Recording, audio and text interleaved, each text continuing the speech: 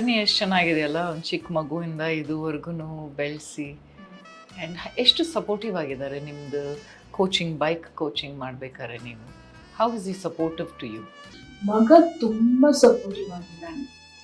ಅದು ಪುಟಾಣಿ ಕೈ ಇರುವಾಗಲೇ ನಾವು ಹೆಲ್ಪ್ ಮಾಡಕ್ ನಿಂತ್ಕೊಂಡಿದ್ದಾರೆ. ಅವ್ರಿಗೆ ನೀವಿದ್ದೀರಾ, ನಿಮಗೆ ಅವರಿದ್ದಾರೆ.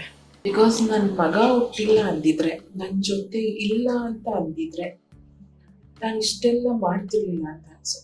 ಸೊ ರೀಸನ್ ಯಾಕೆ ಅಂತ ಹೇಳಿದ್ರೆ, ನನ್ನ ಕೆಲಸನ ನನ್ನ ಜೀವನಕ್ಕೋಸ್ಕರ, ಊಟಕ್ಕೋಸ್ಕರ ಮಾಡ್ತಾ ಇದ್ದೀನಿ ಅನ್ನೋದನ್ನ ಪುಷ್ ಮಾಡಿಲ್ಲ. ತುಂಬಾ ಡಿಮೋಟಿವೇಶನ್. ನೀವು ಕೊಡೋದು ಒನ್ ಟ್ರೈನಿಂಗ್ ಅಲ್ವಾ?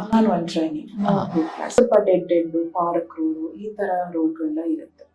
ಬಟ್ ನಿಮ್ಮ ಲೀಗಲಿ ನೀವು ಕೊಡ್ಬೋದಲ್ವಾ? ಬಿಕಾಸ್ ನೀವು ಒನ್ ಟ್ರೈನಿಂಗ್ ಕೊಡ್ತಾ ಇದ್ದೀರಾ, ಗ್ರೂಪಲ್ಲಿ ಕೊಡ್ತಾ ಇಲ್ಲ.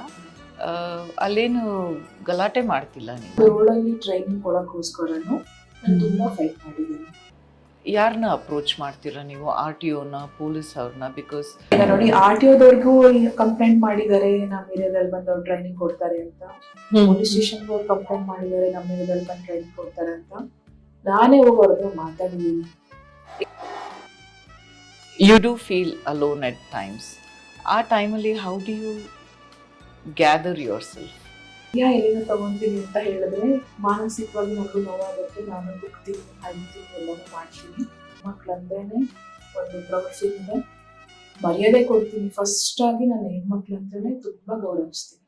Thank you so much. On that note, thank you so much. Thank you for coming to my podcast. ಗುರುತಿಸಿ ನೀವು ಕರೆದು ಇಂಟರ್ವ್ಯೂ ಮಾಡಿದ್ದಕ್ಕೆ thank you so much. Thank you so much. Thank you.